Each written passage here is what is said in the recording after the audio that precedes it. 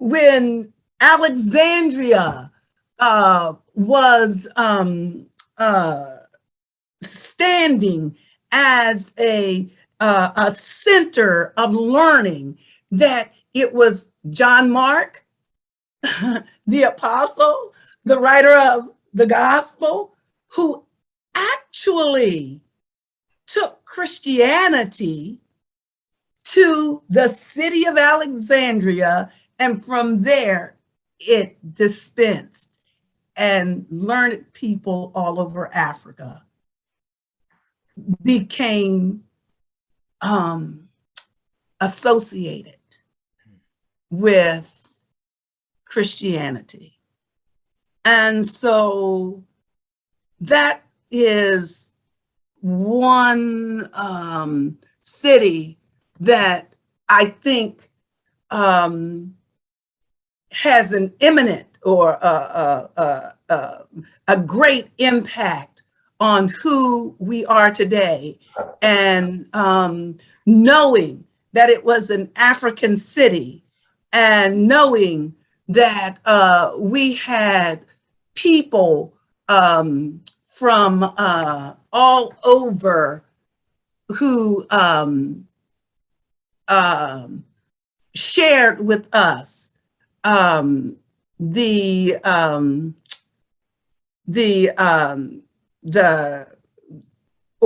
within the Bible itself, we see people who are from Alexandria, or who are influenced by or who are supported by the Alexandrian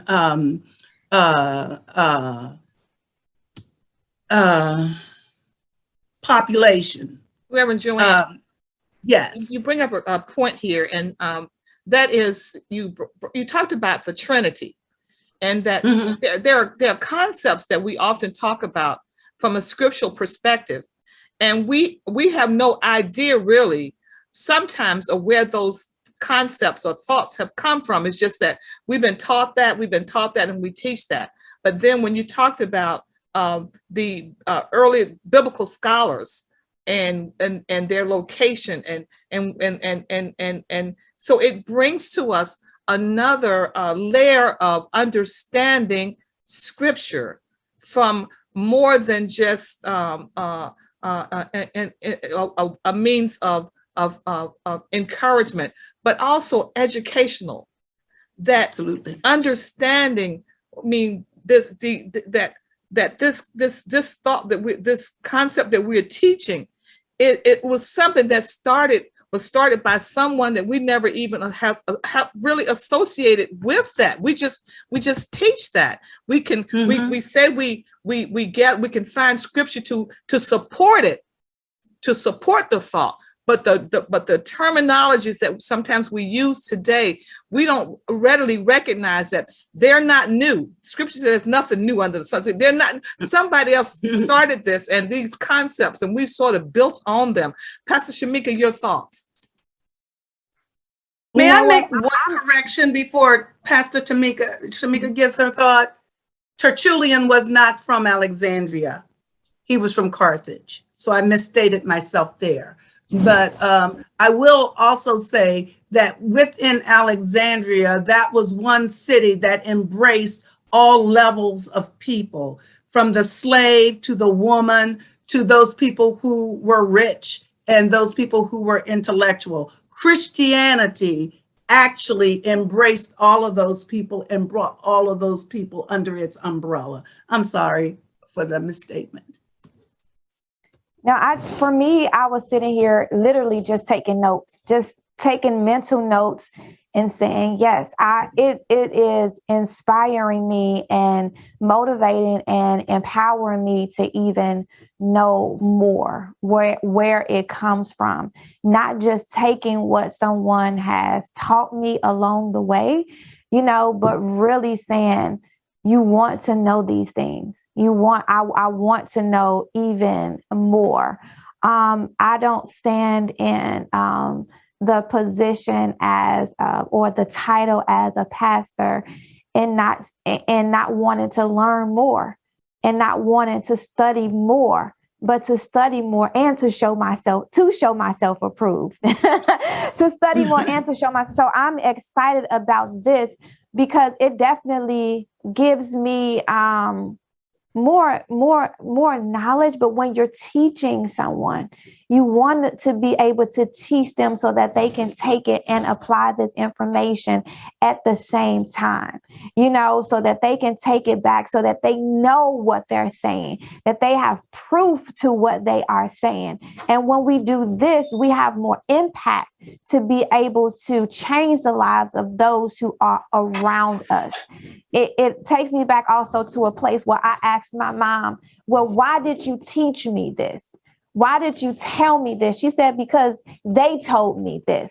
And I realized where you were teaching me improperly, because instead of you building me, it literally created a fear. But if we really knew where it comes from, then I have a greater understanding as to why I should lead and live in this way. So for me, I have been personally dismantling thoughts and dismantling teachings because it wasn't truth. And because now that I'm listening to Reverend JoAnne Pumphrey, I'm like, we need truth. Because if we don't get truth, we're building a generation off of lies. We're building a generation who's not teaching things that's going to help strengthen, elevate, and increase, and really show the power of God.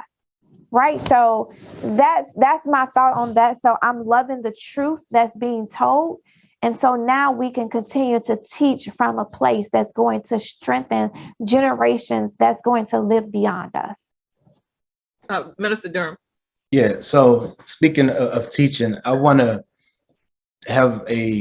talk briefly for a moment of how we can help ourselves, us four, and those watching here, to replicate what these individuals that Reverend Pumphrey brought up. So what we see is the sharing of Jesus, the sharing of faith in a foreign land, right? They shared it with people who were different from them. They didn't just stay like in their families and in their immediate community. They went out and they shared their faith amongst people who were different from them and maybe even had a completely different culture from them. And so these disciples, so Christianity is what it is. It didn't happen. It is what it is today. And it didn't become this way haphazardly. It was intentional on the part of these early disciples to not just keep it to themselves in their own community, but to go out and share it with folk who they really probably didn't know how to communicate with, who they probably didn't speak their vernacular or what have you. So what I want to talk about for a little bit is how we can take that same practice today. Because as we were talking about teaching, and I was just thinking to myself, we talking about teaching and sharing, I was immediately thinking about people who I regularly communicate with, who I'm regularly around. But really, that's not what these early individuals did. They took it out to folk who they didn't normally talk to. So how can we share our faith? How can we share Jesus in a foreign land today? And by foreign land, I don't necessarily mean leaving the United States of America, because, where I live, I can go just maybe 20 minutes away and I'm in like a foreign land. And so how can I do that? Because really, as disciples, we are called to do that. So I just kind of wanted to throw that out there. How can we do that? If I may add something, I took this class and I've had an opportunity to do street evangelism. I am also a volunteer for the American Red Cross and as a disaster spiritual care worker. And, when I think about the opportunities we have to come together, and we see we see a diversity in the people that we interact with. So on our school campuses, we might be in an HBCU, but there could possibly be some folks there who are not Black. I think we should take every opportunity to make friends or to be friendly with people of different cultures. It has to be deliberate. And the thing about it is hard to share your faith if you don't have a relationship. So we want to walk up to people and have a cold conversation with them regarding salvation, accept Jesus and be saved. But we have no relationship. We haven't said good morning. I mean, this is even on our jobs. We haven't said good morning. We haven't said, how are you? We haven't said, can I buy you a cup of coffee? We haven't sat down with them to say hello and just to check on who they are and who their children are. I also have a friend who is from Pakistan, and she has 2 children. Her husband died, and I was her supervisor at the time. She invited me into her presence, invited me into her home, eventually invited me to be her 2 daughters' godmother. Understand, she's Pakistani. She's Muslim. Okay, I'm her daughter's godparents. We've been walking together for 14 years. In the 14 years that we have walked together, I have had Bible study with her children. She's been present. I've met her brother, who claims to be an atheist. I've met her 2 sisters who wear their head coverings and keep their face covered in front of men. I said that to say this: because I'm present, because I've formed a relationship, when I come over for dinner, they invite me to bless the food and they invite me to bless the house. What does that do? Well, it just shows that I can interject where I can, not hard, not hitting hard, but I can interject where I can the love of God and Jesus Christ. And that's what I do at every opportunity. But it takes, in antiquity, they didn't have TVs, they didn't have cell phones, they didn't, have all of these other extraneous things that kept them busy and occupied and preoccupied. They had to have relationships to be entertained or to be nurtured. They had to have relationships. I think we need to go back to relationships. And oh, by the way, I think the pandemic has helped that. You are in my wheelhouse. Number 1 for me is relationship building. Oh my goodness. We have to be intentional to connect with others. Yeah. To build. We can't go, like you said, have this cold conversation. Like Reverend Smith mentioned at the beginning that I mentor men, young men. I don't share with anyone. I don't try to correct someone. I don't try to show them anything they're doing wrong if I have not already established rapport. So a lot of times before I can start off just knowing the egregious bad that you've done. I'm not going to talk about it. I want to get to know you for a time, and then eventually we can get to that, because what building relationships allow people to do, particularly in this context of what we're speaking of, it allows them to see our faith at work in us. Our pastor, he used to preach a lot, and he would say almost all the time, sometimes your life is the only Bible that some people will read. And, St. Francis of Assisi said, preach the gospel everywhere you go and use words only when necessary. So we got to live out our faith, right? And when we have these relationships with people, it allowed them to see our faith at work. It allowed them to see us in adversity and to stay calm and to not respond to negative energy, but to not be overcome by evil, but to overcome evil with good. They can see that first. Then we can be able to share with them. Then we can be able to speak with them. So I love what you said about relationship building. You're in my wheelhouse. Go ahead, Reverend Smith. Shamika, I think she wants something that she's got something to say. Yeah, when she said relationship, I said, that's it. That's it right there. I thought about the woman at the well, Mm-hmm. and when Jesus came to the well, she didn't have a relationship with him, and he didn't force her to have a relationship. He said, do you know who I am? So he was giving her the opportunity to desire to have a relationship with him. And then he was able to interject and say, hey, you can drink from a well that never runs dry. And so he met her at the place of her discomfort. He met her at the place where she was just right there, just being there alone. And then he was able to say, I know what you're going through. Yeah, none of them are your husbands.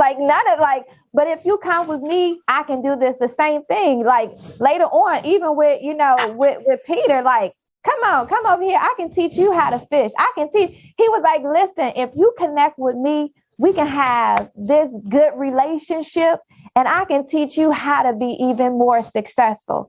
I got something in me that already connects with you, but if you get to know me, come on, let's build this relationship. I can teach you how to do this, that, and the other. And so I definitely believe I've built my ministry. I've built my relationship with women off of just relationship. Let me know who you are. Even those who we might not have got along a long time ago, but to just come into somebody's presence and be like, I understand. I get you. Let's build this relationship. Let me really show you something. And so that relationship is definitely key, because if you come in to someone and tell them like, listen, you messed up, they already feel rejected. So if you come in and reject them, you're not going to have an influence. You're not going to be able to teach them anything, because to minister is to serve. To lead is to serve. When we come into people's presence, how can I serve you today? Hello.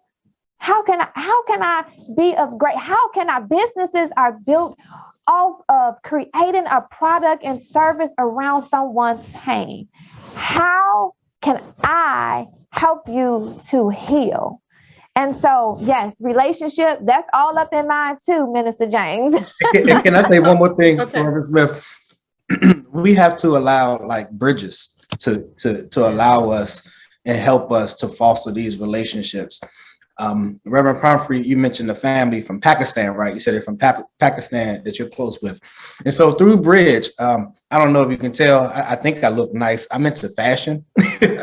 So through fashion, I met a young man from Iran. I met a young man from Pakistan who I've been mentoring both of them for over a year now. And we have a very intentional, like really coaching relationship that I have with these two persons from completely different cultures. And one of them is a Christian and the other one is not. He is a Muslim, but through bridges and relationships, we can still connect. And through that, yes. Like I'm not trying to convert the Muslim, but he sees my faith, and I don't shy away from talking about my faith. So I just wanted to say that.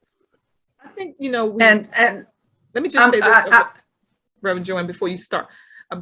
We talked about relationships, and as we go through scripture, we see the importance of relationship both in Old and New Testament. And those relationships were hewed and built not kept apart, not because of the hue of the skin, but it had everything to do with the culture of the person. So I think that's where we've gone astray, not nationwide, but here in America, that's where we've gone astray. That we've built relationships based on familiarity, based on our color.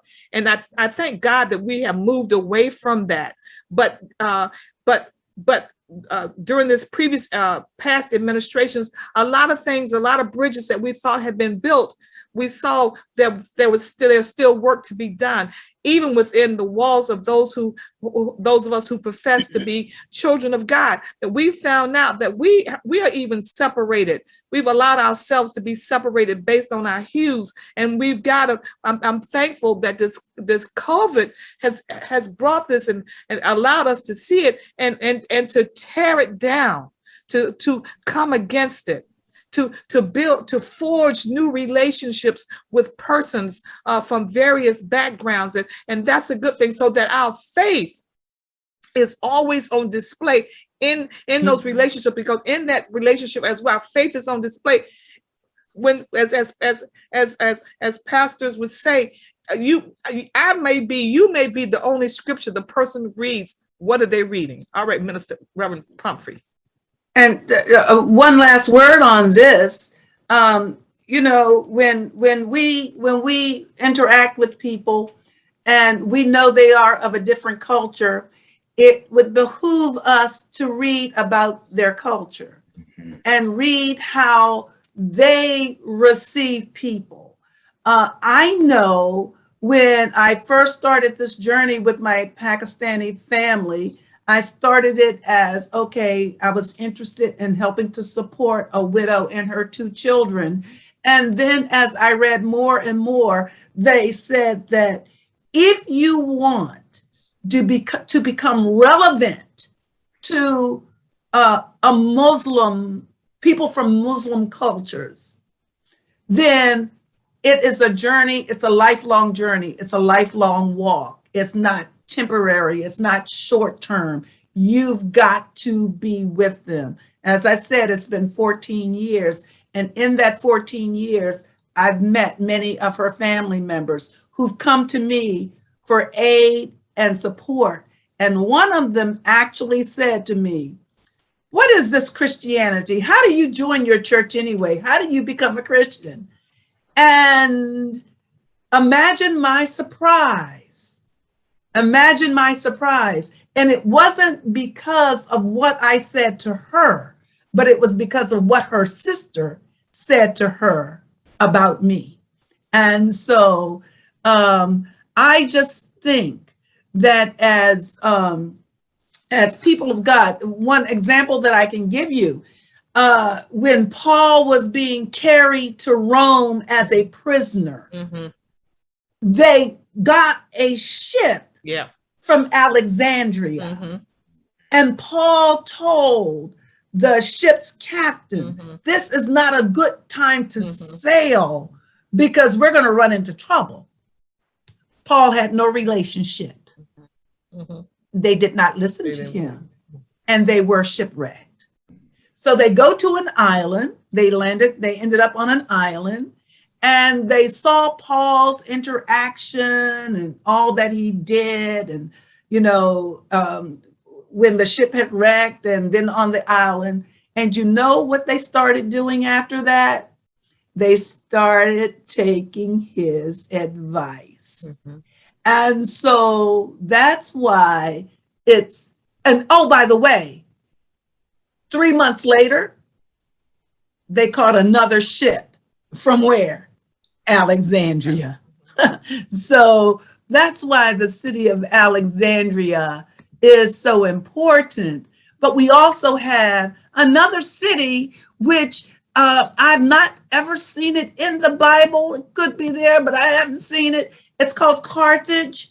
And that was actually the home of Tertullian, who was a church father in the second century church. And so he, again, I explained what he did. He introduced the concept of the Trinity to us. But oh, by the way, and we have a mother here, we had 2 young women, Perpetua and Felicitas, who were 2 young women who were mothers who had been converted to the Christian faith. And in their conversion, their families tried to talk them out of it, because now the Christians were rounded up, and they were 2 that were rounded up, and they were going to be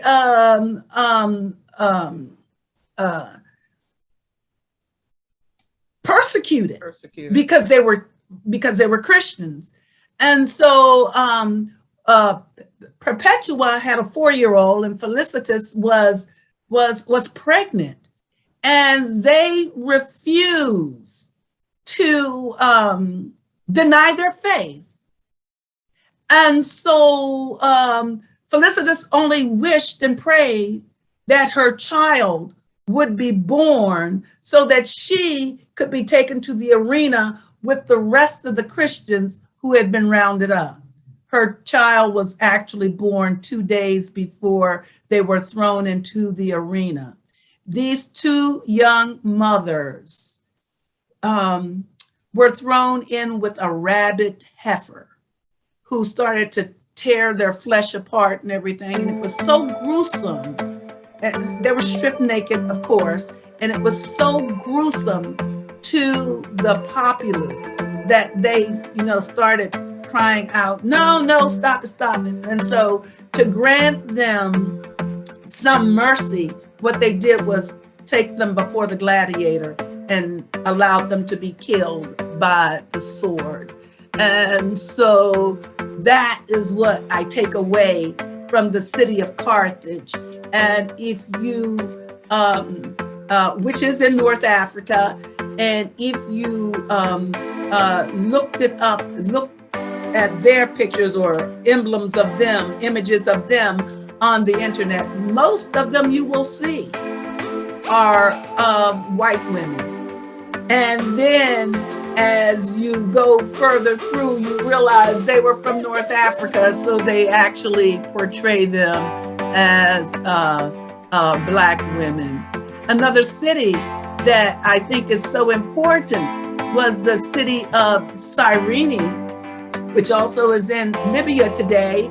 And it was one of the chief cities on the Mediterranean coast. And it was a major Jewish center. And the Jewish followers of Jesus Christ, there were some Jewish followers of Jesus Christ there. And one, Lucius of Cyrene, and he actually was in the church at Antioch. And he actually participated in the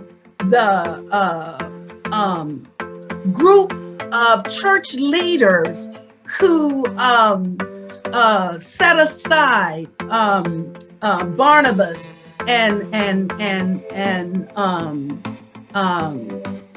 Saul or Paul for the ministry. And then don't forget, we also had Simon of Cyrene, and he carried the cross of Jesus. And we also had Jewish followers of Jesus from Cyrene. Most people, if they believed in a one God concept, they would follow the Jewish religion. And so they became God-fearers.